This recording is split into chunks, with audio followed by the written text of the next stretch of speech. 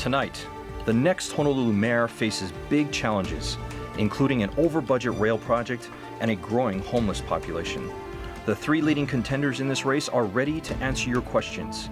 Insights on PBS Hawaii is next.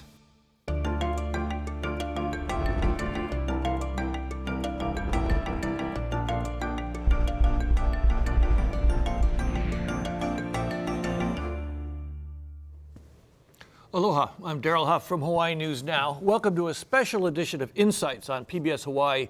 One of the most anticipated races in the upcoming primary election is the nonpartisan race for Honolulu mayor. 13 candidates want the top seat at City Hall, but only 2 will advance to the general election unless one candidate somehow wins by majority vote. 3 candidates are leading the pack, and tonight we'll learn more about who they are, how they feel about the problems facing Oahu, and find out how each plans to solve these problems. We hope you will participate in tonight's discussion. You can email, call, or tweet your questions, and you'll find a live stream of this program at pbshawaii.org. We are also very fortunate to have volunteers from the League of Women Voters with us tonight on the phone bank. You can see them there. They'll be taking your calls. Prior to tonight's show, there was a random drawing that determined the seating order and the order we will use throughout the program when referring to or calling upon the candidates. And that order begins with Charles DeJoux. He has served in the State House of Representatives as a Republican, where he was appointed minority floor leader. He later was elected to serve as a member of the Honolulu City Council from 2003 to 2010. He also represented his state in Hawaii's 1st Congressional District from 2010 to 2011. By profession, Mr. DeJoux is an attorney specializing in business law. Peter Carlisle served as Honolulu's 13th mayor from 2010 to 2012. An attorney by trade, he was Honolulu's prosecuting attorney for 14 years. At present, Mr. Carlisle is a partner with the law firm O'Connor, Playton, and Gubin, and Kirk Caldwell is also an attorney and has served in the State House of Representatives. Mr. Caldwell is also the former managing director for the City and County of Honolulu, served as acting mayor in 2010. He was elected mayor of Honolulu in 2012. He is now seeking his 2nd term for that office. Tonight, we look forward to receiving your questions and comments for the candidates. First, we'll be asking them about experiences that have contributed to their perspective on leadership in public office. Then we will continue with discussions about the rail transit system and homelessness, followed by other issues that are raised by you, our viewers. Our volunteers from the League of Women Voters will be taking calls from you throughout the show, and we will do our best to accommodate all questions and comments as they come in. Now, gentlemen, all 3 of you are running for Honolulu mayor, and one of you will take office at a very tumultuous time with the rail transit and homelessness and all those things. And we want to know how you face these kind of leadership issues. You know, some of the biggest things that we learn in life come from mistakes and from regrets. And so that's in our first question to you, Mr. DeJoux. Tell me a story about when you made a mistake or took an action that you regretted, but then it taught you something of a lesson that you now use in your public life. Well, you know, of all the things that I've experienced serving in the legislature, the city council, and the Congress, you know, for me, I think the biggest leadership experiences I've had is in the service of our country in the military. And, you know, one of the things I learned when I deployed over to Afghanistan is you can't just do everything technically as it was planned, because conditions change very, very frequently here. One of the lessons that I learned very frequently, when I was there in Afghanistan, my duty was taking care of enemy POWs. And I made a call on one particular decision as to release a particular individual before I'd really, I think, vetted it. Technically, it was proper. Technically, everything met the specs. But sometimes here you can't follow just how the regulation says things work out here. You have to see what's happening, what's on the field, and then make your decision based on not just the books, not just the regulations, but reality. And I think that's an important lesson for me, an important lesson I want to take to the mayor's office, especially with this rail project. Let me understand that question, though, that story. So you let out a prisoner you shouldn't have let out? No, my duty when I was assigned to the 3rd Brigade Combat Team, 10th Mountain Infantry Division, my specific duty was handle what's called detainee operations. I was the officer in the infantry brigade. I made the decision as to whether or not a particular individual who was picked up on the battlefield should or should not be detained, and whether or not they should or should not be classified an enemy POW. And you know, World War II was really easy. You know, the Army, whenever we picked up somebody and they were wearing a German uniform or a Japanese uniform, we locked them up, and if you weren't, we let them go. In Afghanistan and in Iraq, the battlefield was very fluid. Nobody wore uniforms who were fighting us. And oftentimes when the infantry would pick up a particular individual, it wasn't always clear cut. Was this particular individual just an Afghan farmer who was in the wrong place at the wrong time, or was this person really an insurgent who was going to place an IED and try to kill American soldiers? So the lesson you learned was that you don't have to, following the book isn't always the way you go. Well, you have to modify it based on what's going around you. What are the facts, what are the circumstances? And just because the regulation says X or Y or Z, because the plan says 1, 2, or 3, it's critically important to understand the context of what's going on here and understand here what the other troops are telling you on the ground and what they see. Okay, thank you. Mr. Carlisle, something sort of, you learned from. Sort of a similar occurrence. I was prosecuting a case, and it was a motion to suppress, and the police officer had gotten on and testified, and he was coming back to me to say hi, and the public defender came in and started calling him a liar and stuff like that, and he was a relatively recent public defender, and I got aggravated about it and said, you know, you don't know what you're talking about, you can keep your mouth to yourself. And it wasn't necessary, because the police officer told me, you know, they all do that, that's part of the game, just back off, let them do it, but thank you for doing it in any event. And the police officer won the suppression motion, and ultimately I made peace with this particular public defender, and it worked out fine in the long run, but it was unnecessary for me to behave that way. And the lesson was what? Well, the lesson is that you've got to take a look and see what the circumstances are, why he was so aggravated. 2, is anything that I'm going to say stop him from being that kind of attorney? Actually not. So you're better off allowing it to occur and then ignoring it and then moving forward. And the police officer was fine with that. How does that fit into your public life now? I think it's very, very easy to get angry about stuff very quickly. And I would like to think that I follow always the words of my friend, the Dalai Lama, is choose to be optimistic, you'll feel better. And I like to have a positive attitude towards the world. And frankly, with the fortune that I've had with my employment, with my family, I have absolutely no reason whatsoever to be one of these sort of gloomy, miserable people who are always finding things wrong with things or always doing things that are wrong. I don't think that there's any need for that. But you very cleverly got to acknowledge your endorsement by the Dalai Lama, which is absolutely unequivocally. Frankly, if he was here, we'd be holding hands, running around, having fun. Mr. Caldwell, yourself, regret that was important as a life lesson to you. First, call me Kirk, and Daryl, it's good to see you. You too. See you this evening. I thought about it as the other two were answering, and a regret that I have is that I didn't seek public office earlier in my life. I spent most of my life in the private sector, and I loved practicing law. But I've always been interested in politics and been involved in a lot of different campaigns from when I went to college till I ran for mayor myself. But I do ask myself, why didn't I do it earlier? Because I really love the job. I love public service, and I actually love the job of being mayor more than anything else I've ever done in my life. I did serve in the House, and I thought that was the greatest public service job I ever had. But a lot of it was just, a lot of talk, voting on bills, up or down. A lot of bills are introduced. Most should die. Probably half that passed, 300 passed, probably half of those should die. But it was hard to show the result of all the work. But mayor is about doing things, and I love it. Whether it's filling a pothole or refurbishing a restroom or dealing with our homeless issue, or yes, even building rail, it's about making a difference in people's lives. And I think if I would have done it earlier, could I have done more? I live with the decisions I made, and I did enjoy practicing law too, but I think for me, public service earlier would be something I'd like to have done. Thank you. Okay, now we're going to But I'd like to say I'm Peter Carlisle, and you can call me Mr. Carlisle. Okay, and I'm Mr.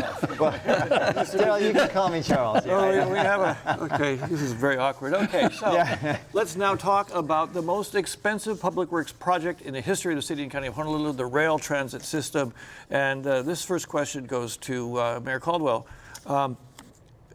Would you consider raising property taxes for rail, or is that off limits? And let me just extend this question a little bit into the operating cost of rail also, not just the construction costs. So it's off limits, Daryl. First of all, there is a law in place passed by the city and county of Honolulu that prohibits the use of real property taxes, and I would not use real property taxes to build rail. nor would I raise real property tax to build rail. When rail is actually up and operating, just like the bus, that comes out of the general fund. And yes, real property taxes, along with other general fund money, would be used to operate the rail project, just like it's used to operate the bus system today. Now we're talking about a system that won't be up and running at the earliest till 2024. And as you know, real property values continue to increase because of our strong economy. And I think we're going to see that there's sufficient funds to operate a bus rail combined system, an integrated system that brings transportation equity and equality to the entire island. I have pretty Peter much, Caldwell, Carlisle. I have You hate pretty when that happens. I know. We'll discuss this. I have basically the same answer. I think that it's absolutely essential that we get the products and the money moving in the right direction. There is no excuse, considering the price of housing, to burden particularly young people who are having a hard time finding affordable housing and making it so that they're ultimately now not going to be able to do it because their property taxes have gone up. That's a burden that they don't need. So under the circumstances, I would say stick with what we've got. There's a lot of creative things that you can do. There's a puzzle of all sorts of different pieces, basically capable of moving it in the right direction. Look at that puzzle and figure out the one that's going to work the best. Mr. Dejoux? Well, Daryl, this, as you know, as the public knows, this project is a complete disaster. It's a complete and total mess. It is billions of dollars over budget. It is years behind schedule.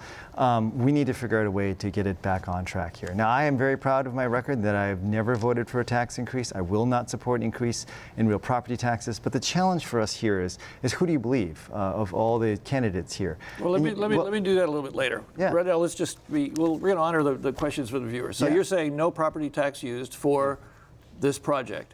Now, can I ask one more question? I'll put this to you first. There is the prospect of a operating subsidy that may be necessary for any project. Yes. Yours or anybody's project. Yes. What about property taxes for that? Because now we do use property taxes to subsidize the bus, right? So, I will not increase property taxes for O&M here, but I do acknowledge here that use of property taxes is a legitimate use to operate an integrated system. But Daryl, this is extraordinarily important here. It is very critical here. You know, just last year, Kirk went to the legislature in order to try and get and fill the budget deficit. He had threatened that you need to raise property taxes 33 to 43% in order to fill a $1 billion deficit in construction. Today, we're looking at a minimum $1.5 billion, possibly as much as $3 billion deficit. The difficulty we have with the city is the mayor went and 4 years ago when he was running for office, told a wonderful story about building rail on time and on budget, building rail better than Peter, about 20 miles, 21 stations, it'll be all operating by 2019. It was a wonderful story, but the problem is it's a fairy tale. And we've got to confront reality here that this rail system has gone completely amok, and we need new leadership to bring it back on track. Daryl, just on one thing that I corrected Charles the other night, and I think you heard me, let's look at the facts here and let's be level with the people who are watching your show.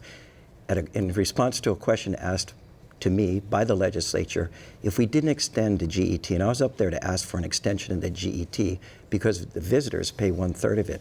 But in response to the question, if we didn't give you the GET, how much would you have to raise real property taxes by? I answered the question that was asked to me. I will always answer the question asked to me. But I did not say I wanted to raise real property taxes.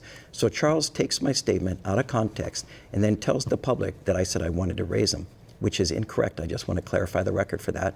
I wish Charles would also stay with the facts and not create a fairy tale. Thank you.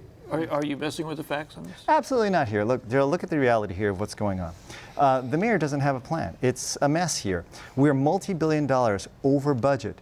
The mayor says he's going to get more money from the feds, but we have yet to see a single dollar committed from the feds, and even Hawaii's congressional delegation, not one of them committed. Okay, no money from the state. So, Daryl, you heard he didn't answer the question. No, hang on. The only money available is from the city. And so how are you going to fix this budget deficit? How are you going to plug this massive multi-billion-dollar deficit to fund rail? Now, the mayor says he's not going to raise property taxes. That's fine. I mean, if people can take his word for it. But people also should remember this is the same individual who said he would build rail better, build rail on time and on budget, who committed 4 years ago on this program and said that the budget was so large, we had a contingency, there would be no way this thing would go over budget. Okay, thank you. Go ahead. Charles has basically made a living out of saying how bad rail is. I mean, that's what he's doing, and that's how he's going to continue to do it, okay? He hates the rail. He doesn't want to fund it. He wishes it wasn't there in the first place. He and Ann would have this wonderful thing that they would stop and drop into Middle Street, and then it would back up traffic more and more, or we could actually have buses up there that could then come down to grade. Okay, all of this is nonsense. I mean, clearly and unequivocally, this was engineered by people who knew what they were doing. They went through the process, they got the EIS, and from start to finish, it has been basically my game plan to get it from Kapolei down to Ala Moana. And Darrell, That's what they were promised, and that's what they deserve. And Darrell, 100% I agree with what Peter has said. And he started the project, and I'm continuing to fight for it. And he's absolutely. I'm going to have to correct you. Mufi started the project. He's okay. He started, but when it started to be constructed, it was you. And I agree 100% with what he said, that we got to complete the system we started with the technology and the elevated system. We hear Charles talking about now the most recent. He's had 3 different plans that he's thrown out there. He's open to all options, but he won't commit to any one of them. We both are committed to the same option, which is to build this system we're building all the way to Ala Moana, but he wants to put buses there now. With no stops in between and ending up in Middle Street, we're going to spend $6.8 billion to move buses and a few people very slowly. The FTA wouldn't stand for it. And this is something that he needs to explain more, is how he's going to pay for it and how he's going to fight to keep the $1.55 billion from being taken away. I'll give him a chance to do that in a second, though. I have a question from a viewer, and I do want to keep us to questions from viewers as much as I can. Mayor Caldwell and all panelists, why was the cost of rail not talked about before the issue was put on the ballot? Of course, it was talked about, but it was a lot lower back there. Mr. Caldwell? I think at the time the issue was put on the ballot, they did talk about a project that would cost about $3.7 billion in dollars of that time. Adjusted for inflation, it's $5.2 billion, which is the number that we've been talking about until the challenges we face because of the very hot construction market. And as Peter reminds people, too, the lawsuits that put us into that hot construction market. So I think the figure was presented to the public when they voted. It has changed since then, but that was the number. 3.7 in dollars of that time, adjusted for inflation, 5.2 billion. Mr. Carlin, when we talked about you did embrace the rail project fully shortly after becoming mayor. You were there at the groundbreaking. What did you think it was going to cost back then? And are you concerned about It's the same amount it was when I stopped, okay? When I stopped, it was still about 5.2 billion, excuse me. So it was there at that time. Now, I understand wholly that the problem with delay and that the problem with lawyers getting involved created a tremendous amount of backlog, and the backlog ended up going on and on for far longer than it needed to. And that whenever you have that kind of delay, either in the private sector or in the public sector, it costs a lot of money. Joe, this is the central problem, and I think what the people need to understand in this mayoral debate. What Peter and Kirk are talking about here, we shouldn't be discussing this at all. If rail really was on time and on budget, if we really were building rail better, if it really did just cost $5.2 billion, this would not be a discussion at all. The problem here is we have a project that's going to cost at least $8 billion, but may go as high as $11 billion. And I just simply will not build this project on the backs of working families and seniors. This project is the largest public works project in the history of the city and county of Honolulu, in the history of the state of Hawaii. It is so far, of course, in terms of cost overruns, we're approaching the largest per capita cost overrun project in the history of the United States of America. And saying, let's just stay the course and do the same, not change, is the only really truly lousy idea out there. Okay, so a couple questions specifically for you, Mr. DeGiu. I'll go through them all quickly. You could probably choose which one you want to answer anyway. So you have said rail will bankrupt our city. If you become mayor, are you saying rail will be stopped? What do you mean by saying we will build what we can afford?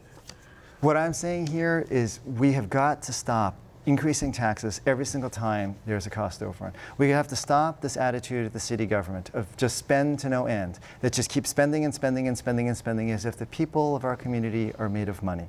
So you have my commitment that if I'm elected mayor, we're going to start, number one, by changing leadership in the mayor's office and changing leadership over at Hart. And I hope we do get a new CEO in Hart.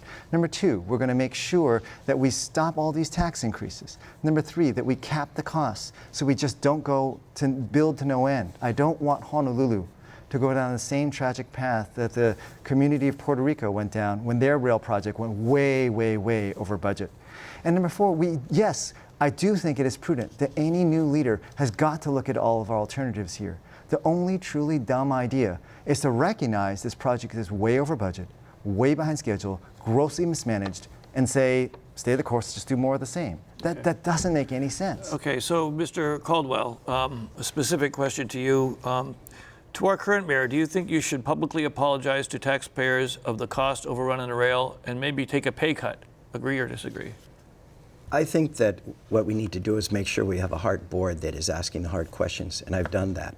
I've appointed now Colleen Hanabusa as the chair, Colbert Matsumoto, two people who are very, very well respected in our community. As you know, Colleen is someone who will ask every hard question that needs to be asked, and Colbert is someone who has proven himself over and over, whether it's the master during the Broken Trust period or rescuing the Japanese Cultural Center from bankruptcy with many others, and now doing an incredible job managing a major corporation. And with Mike Formby, they are starting to turn the corner about demanding answers to increasing costs and making sure that change orders are controlled. I think that is my job as mayor, and that's what I'm doing. As you know, Charles supported a charter amendment that the people voted on that took the executive out of building rail. They didn't want politics involved. They said Hart would do that. The executive director would report to the Hart board, and that has been going ever since. And I think it's the right decision, by the way. Politics should not be involved in building rail. Charles, in some ways, wants to interject politics into it. I don't think that's the right thing to do. Let me ask Mr. Carlisle, do you think apologies are in order?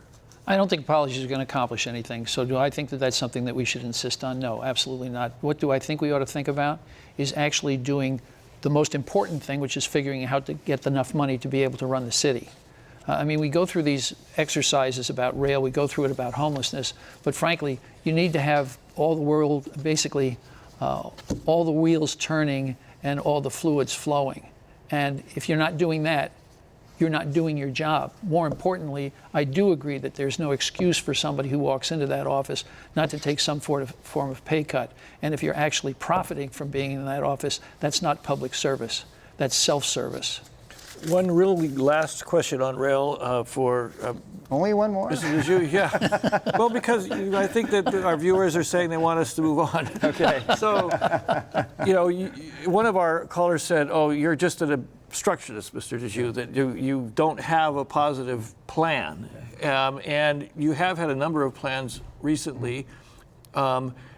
If you only have $6.8 billion and you use it to build the rail to Middle Street, what do you have left to do anything else?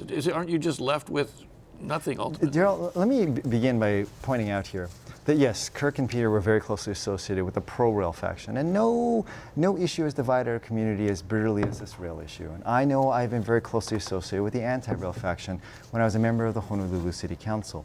But I think I'm the only candidate here who is saying to both sides, you've got to come together. I'm saying to my friends in the anti-rail faction, we've got to acknowledge too much of this has already been built. We cannot stop construction and just tear it all down. Indeed, tearing it all down will likely cost just as much as finishing out the contracts we currently have. But I'm also saying to the pro-rail folks, you cannot take this attitude of spend until we go bankrupt. You cannot take this attitude that the people are made of money. We have to be reasonable.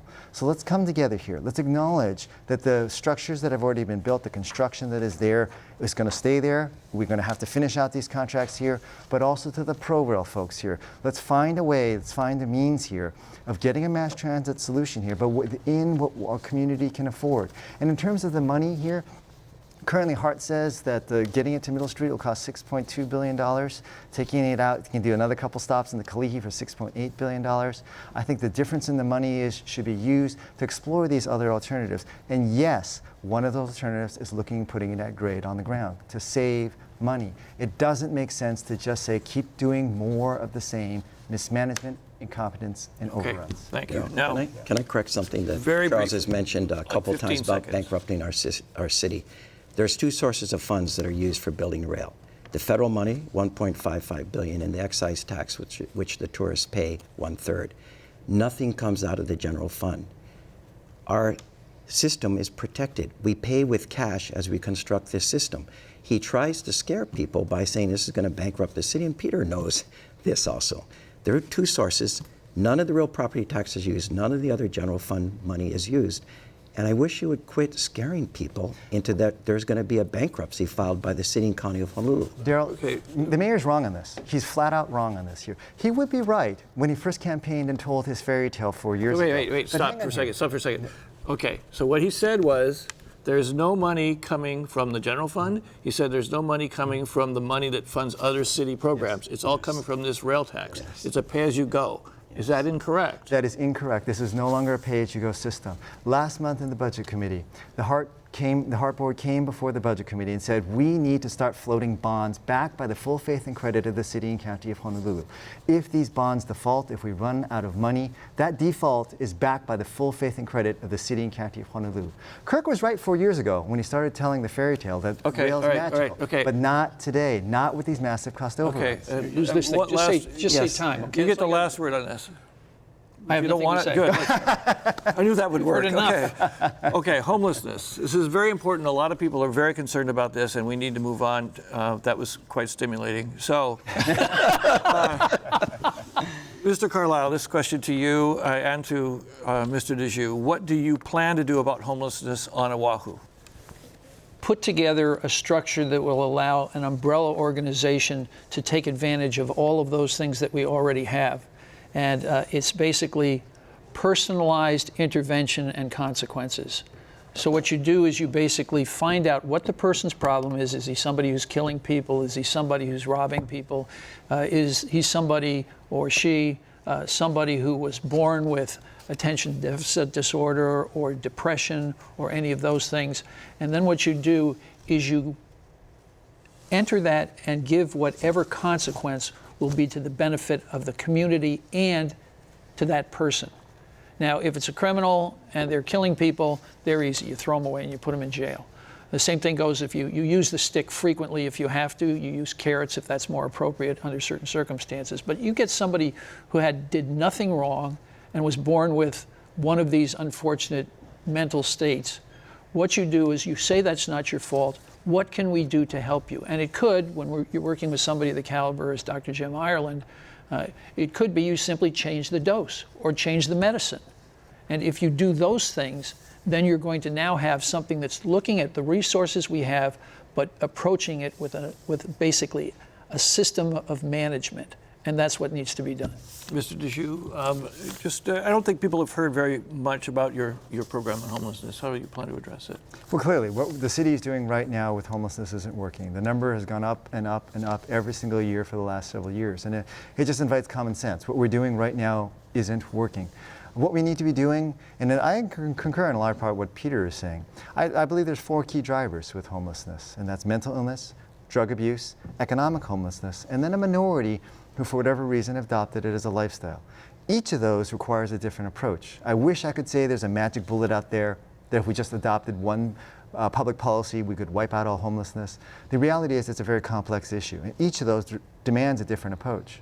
For drug abuse and for mental illness, what we need to do is advance with counseling. And the right way to do that here is making sure that our government assists and uses our resources to assist nonprofits. For those who are economically homeless, we need more low-income housing, but also we need to find ways to get more turnover in low-income housing. So you don't have to necessarily build a unit, but somebody who is in low-income housing now, if you can get them to graduate to affordable housing, regular housing stock, you free up that unit. And last and finally, for the tiny minority who have adopted it as a lifestyle choice, for whatever reason, they want to drink their booze and not agree with society's rules, I do think that you need to use the law. And for those who do that, nobody has a right to take over a city park, beach, or sidewalk. We should make sure that they understand here that that's not acceptable. And I've always said that the single greatest social service program ever devised is called the job. And I want you to get a job. Mr. Caldwell, I think most people are pretty familiar with the city's programs, and this question was specific to the two of them, but I'll give you a chance to respond to what they've said. Well, I wanted to answer the question too, though. Sure. You enforce and you house. You enforce and you house. And we're enforcing through Historic Property Ordinance, sidewalk nuisance, sit, lie, and it's made a difference. Think about what Thomas Square looked like when I came in. Think about Waikiki, what it looked like 2 years ago, and other parts of our island where we have jurisdiction because it's city property. So enforcing is something that we do very vigorously all around the island. Now, it doesn't mean that homelessness has disappeared, but it's made a difference in the areas we can enforce. But housing is where I think we've done a lot. And we have a great team in place. We have housed now almost 1,000 people in the last year and a half. I got the updated statistics on veterans, 803 as of today, along with 175 that we housed through our Housing First program. And yes, we are working with the private sector. We could not have that hygiene center in Chinatown, the first in the state, without working with the private sector on that program. We couldn't have the Sand Island first ever navigation center that's housed over 100 people without working for the IHS, Institute for Human Services, working with them. And just a couple weeks ago, your Hawaii News Now covered our press conference with Dwayne Kurisu, where we're going to be housing up to 800 people, mainly families, out at the paintball site. So it's doing a combination of things. We've also acquired buildings. Now, where we acquired buildings of house people in Housing First, there's been some pushback because no one wants homeless housed in their neighborhoods. Yet in a poll that was done by your station and the Star Advertiser, it said people would be willing to take homeless in their neighborhoods. We're doing that too. Out on the west side in 2 properties. We're doing it in town. We're going to be announcing an acquisition of more properties shortly. And it's a combination of things. Homelessness didn't occur overnight. It's been evolving and changing over decades, and cities big and small around this country are faced with the challenges. What I've done is not complain and blame. We've implemented laws for enforcement. Sometimes that's not very popular, but we've also housed a lot of people, and we're going to be housing a lot more in the coming year, and I want to come back to continue to do that. Let me just give, your guys' programs don't sound that different from each other, to be honest. Mr. Carlisle, is there anything that what the mayor said or what Mr. Dijou said that you disagree with? It's getting worse. It's not getting better. So to sit here and say that we're doing this, and it's still getting worse by 1% this year. The veterans are coming back. They're still going off to war. They're still having the problems. So am I impressed with that? No. Okay, I'm moving on to another important issue, and this is kind of segues nicely out of homelessness. It's about affordable housing. Now take a look at this question from a viewer. I would like to know where you stand on city housing. As mayor, what will you do to make housing more affordable for renters? Mr. Caldwell, I think you're the first one on this list. Well, I think one thing is something we've done very recently. That's accessory dwelling units. It's allowing someone to build a second unit on their property for rental. And it has to be small, 400 to 800 square feet, which means not a lot of money. And there's about 120,000 lots on this island that could accommodate accessory dwelling units. Now, we passed a law about a year ago, and we thought it would go gangbusters, and very few ADUs were actually built. When you went back and asked people, why aren't you doing it? They told us because the fees to actually build one of these, because we're talking somewhere between $60,000 and $80,000 to build it. And they said by the time you get your sewer hookup fee and your grading permit and your other permit fees, it can cost $10,000 to $11,000. And so if you're paying $10,000 to $11,000 for a unit that's going to cost $60,000 to $80,000, it doesn't make financial sense. So the administration introduced a second bill. Working with the council, they made it even better.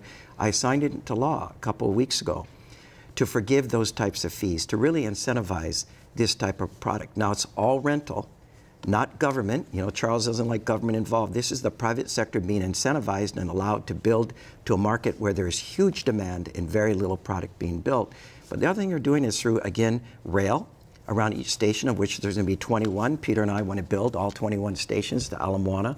We're going to allow development in the affordable rental and affordable market and give density bonuses and height increases and forgive hookup fees and those kind of things, really incentivize the private sector. The last part is the regulatory side that we've been working hard on.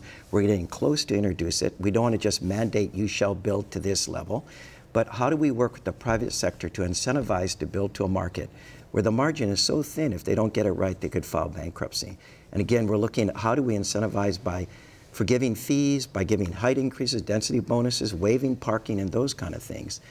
We're there. And these three different ways to approach affordable housing, I think will help us address a huge problem that's been around from before I was born. Okay, Charles, the question from the viewers, just to remind you from the tape, I'd like to know where you stand on city housing. As mayor, what would you do to make housing more affordable? Let me begin by pointing out here, I don't oppose the mayor's proposal on ADUs. I think it's a meritorious proposal. The challenge is ADUs are not going to fix our affordable housing crisis. As the mayor correctly pointed out, I think there was only like 2 of them that were built in the last year. Even if we weigh these fees and we get a couple hundred, it's not going to fix the affordable housing issue.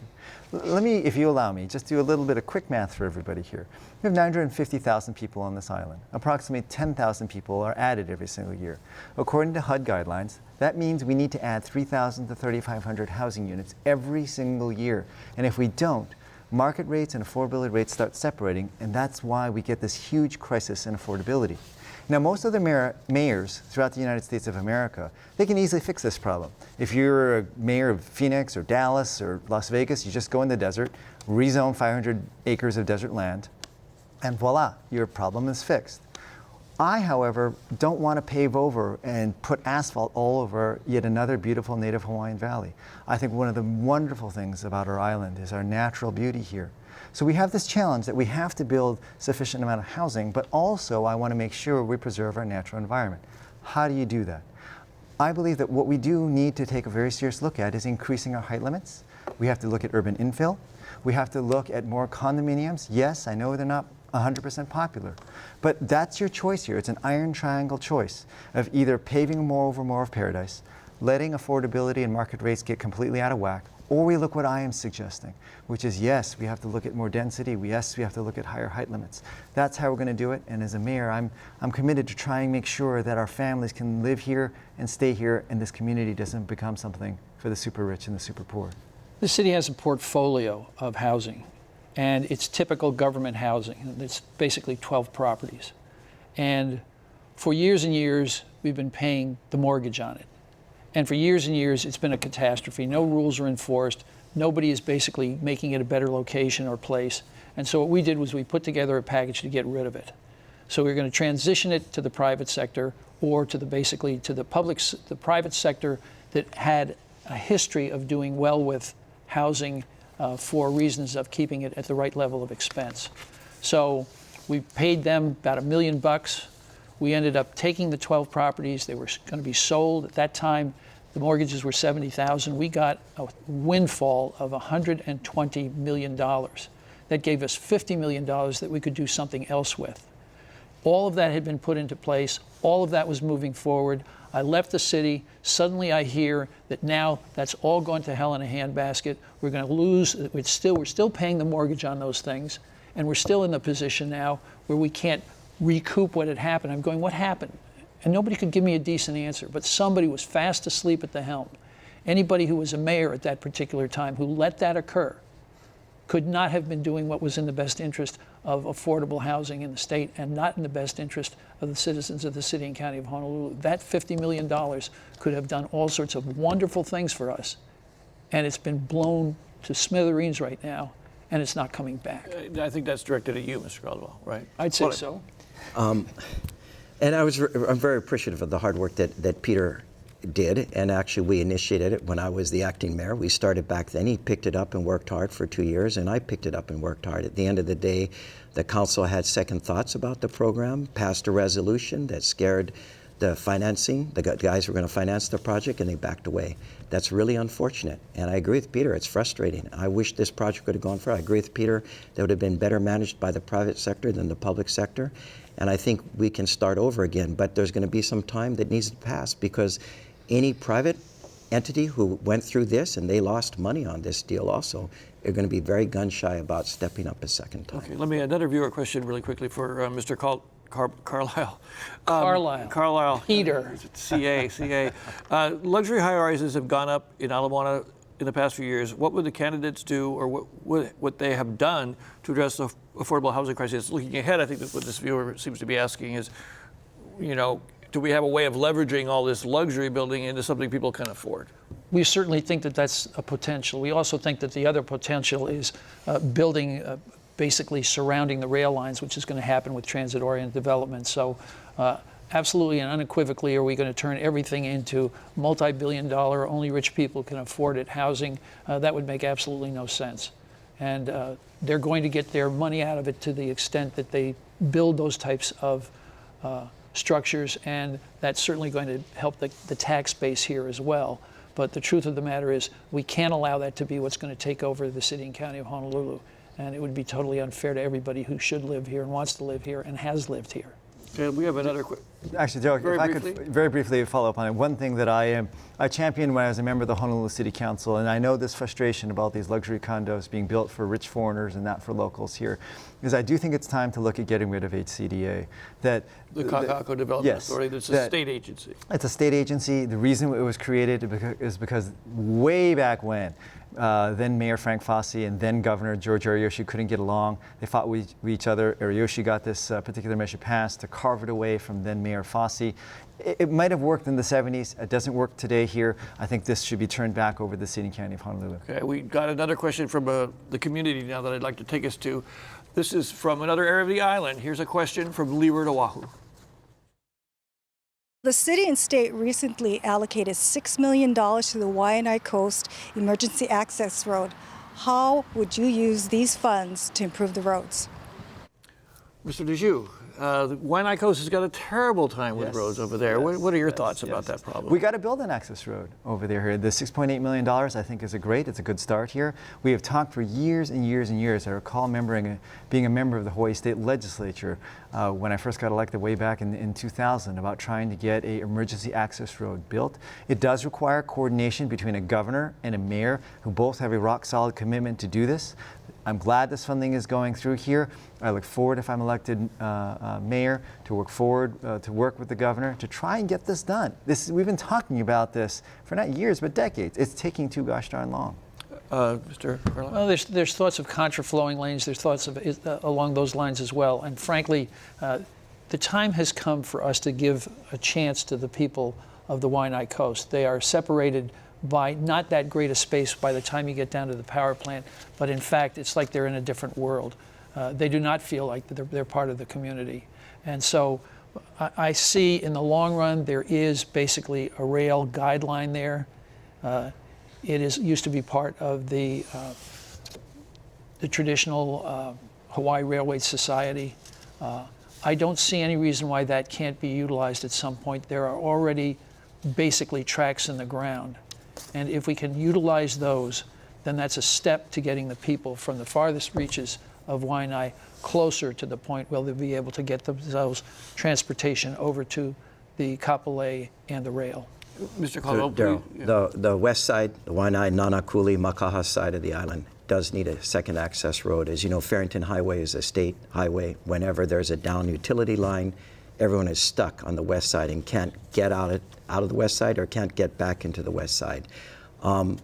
We've been working with the community. A lot of the smaller side roads are county roads, and while it's not a direct route, they do connect to each other, and we've been working to see if we couldn't connect these up a little bit better to have people, at least when there's problems on Farrington, to use this second route to get out of the west side. But at the end of the day, to really build a good second access road is going to require the cooperation of the state and spending huge amounts of money on infrastructure to build such a road as an alternative to Farrington. And I'm committed to do that. When I was in the House, I actually supported legislation that would do this. Of course, it's going to cost money. It's something Charles doesn't like to spend, but it's something that I support. I believe infrastructure is critical to live better on this island. Joe, can I also add just something here? Why hasn't it been done already then? And Kirk has been mayor for the last 4 years and it hasn't gotten done. But I also want to point out one thing, that when I was in Congress, one of the things I did also try to work out to get additional access to people on the west side over in Waianae and Makaha is to work with actually the federal government in Schofield Barracks as the Kolekole Pass. There's yet one more way through it. The problem, of course, is we have live fire training over on the East Range on Schofield Barracks. But I do think there are creative ways that we ought to be exploring here. So this is a multifaceted issue with the state, the city, and the federal government. And we need leadership. We need leadership, not excuses. Okay, so we have a lot of questions from viewers. We're going to just run this out as fast as we can. So I'm going to ask each of you. This is going to be a lightning round? No, but just give me one response. Let's not jump all over each other, and we'll try and get through some of these. This is a point, though, that is being asked by a viewer. What is being done to repair these roads? There's always some sort of construction going on, and supposedly repairs are being made, but this has been an ongoing problem over the last few years. Let me throw this back to you, Peter Carlisle. When you were mayor, too, you always got questions about roads and construction. Well, there's a pavement management system that was put into effect. The pavement management system was something between us and the people who are in the asphalt industry. And their idea was to basically put this thing now through and do it in ways where you preserve certain types of road for a longer period of time, and then you don't do only the bad and the worst ones, and ultimately the system was going to work. It has worked, and it's gotten up to, it was going to be completely finished in 2017. It looks like it's going to be finished in 2017. That was done by my administration and nobody else's. I want to thank Peter. He did put in this pavement management system that mapped all the roads of the island. And when I became mayor and came in and working with the team at the city and also in the private sector, we've now repaved almost 1,100 lane miles of roads. The problem is it's been neglected for decades. Funding hasn't been there. Charles has voted against budgets that would have funded road repaving. And we've done this. Now, there's still a lot of potholes in roads that haven't been repaved, and we fill those potholes, but the integrity of the road, Daryl, has been destroyed, and therefore when you fill a pothole, it pops out. Once the road is repaved, you should get at least 8 years minimum, maybe 10 years. And Peter was talking a little about slurry seal and seal coat, which we're also doing to extend the life. So once we repave about 1,500 lane miles of roads, and we're at 1,100 now, I want to come back so I can complete the task and then maintain them better. Okay, and we're on our way. Charles, were you responsible for underfunding roads? And looking ahead, what's your magic bullet for this issue? Yes, let me respond to a few points here. Now, first and foremost here, Daryl, I want to invite all of your viewers here this evening. Just ask yourselves here, forget about studies, forget about all numbers, statistics, just yourself, your own road that you drive on here. Do you generally feel that things have gotten better or worse in terms of maintaining potholes or not? I think perhaps for some people somewhere it is, but most people I talk to are not satisfied with the work that the city is doing. Now here this evening, Kirk repeatedly compliments Peter for a lot of initiatives that he started, a lot of the good work, insights, and management that he has done. But then the problem here is it's not getting done here. I think that's a central question. Well, now, but let me just make sure I'm trying to follow through on what the viewers want to know. So how would you do it better in the future? I think number one we've got to start with here is we've got to do a better job paving the roads. There was a great two-part study done by the Star Advertiser earlier this year that's done in the Caldwell administration. The quality of the paving and the patchworking has been subpar. Different since, yes, Peter left office here. And that has been a big factor of why we're constantly seeing repeat of these potholes. They started, they get patched, and then they are right back in the state of disrepair. We need a mayor who's going to focus on these basics here rather than grandiose projects, spending billions of dollars. I have to say, there's a difference between filling a pothole and paving the road. I'd like Charles to find a road repaved in the last 3.5 years I've been here that has a pothole in it. Okay, now this next question is for you, Yes, Mr. Caldwell. Two questions actually about the bike lane. Yes. The South King Street Green Lane, is it permanent or is there still a chance it will go away? What's the overall opinion? Two, what are plans for bicycle lanes other than the ones we now have? Are you considering any other bicycle lanes? And if you could keep it as short as you can, I'd appreciate it. King Street is a pilot project that we continue to tweak and improve, and I think it's gotten better. We know that people, when it opened up, 300 or so people use it in a 12-hour period. About 700 are using it now. We know that there's fewer accidents between bicyclists and cars because there's a protected bike lane that's separated from cars. But complaints continue to come in, and it's something we're looking at. Whether it stays or not, we're going to continue to monitor and ask the proper questions and see what improvements can be made. But do I believe that there should be a multimodal transportation system in the city and county of Honolulu? Absolutely. In fact, the state and the city have both passed complete street laws. That means bike, bus, rail, and pedestrian, interconnected to each other so we live better in the urban core. And I think part of that is providing a safe place for people to ride their bikes that is separated from cars, just like any other 21st century city that thrives. Thank you. 15 seconds each on this on bikeways. Okay, get rid of this stuff on King Street. The sooner the better, okay? And then ultimately end up thinking about what the future is going to be underneath the rail, because it's a golden opportunity to have alternative transportation, such as bicycles. King Street was poorly planned, poorly implemented. I'd like to find a way to get rid of it, but before I commit to that, I want to make sure I understand how much the cost factors are. Like the idea of bike lanes, I agree here that perhaps we can use certain right-of-ways here, but King Street was a disaster. Okay, great. Good job, guys. And I don't even have a clock to enforce that. Okay, so for all candidates, why is there so much overtime in police, fire, and EMS? And what will you do to eliminate it? And two, why don't we, state of Hawaii, eliminate retroactive pension high 3 and replace it with a contributory matching system? Charles, why don't you take that one? Well, we have staffing problems and management problems. There's no two ways about it here. And I think our city has been handcuffed. I compliment a lot of cities around our country here. Have looked at more creative ways of defining, rather than, not for police, not for public safety, but I think for the government as a whole, so we can manage our public safety fisc better, is to look instead of a defined benefit system, a defined contribution system. These are things that I do think that a new mayor has to have the courage to stand up and take a look at here. In terms of what was going on here in the city, in terms of the management of our public safety, has just been a disaster. There have been multiple studies, multiple stories about how our ambulance system is not being fully managed, that shifts are going down completely. This is not right here. The first priority of a mayor has got to be public safety, and it's not being taken care of right now. Peter? Peter Caldwell, see? It's okay. Daryl, it's okay. Kurt Caldwell, thank you. You know, we hear more hysterics from Charles. You know, I want to do a shout out to our first responders. You talk about fire, police, EMT, paramedics. They're doing an incredible job every day. We rank as one of the safest big cities in the country.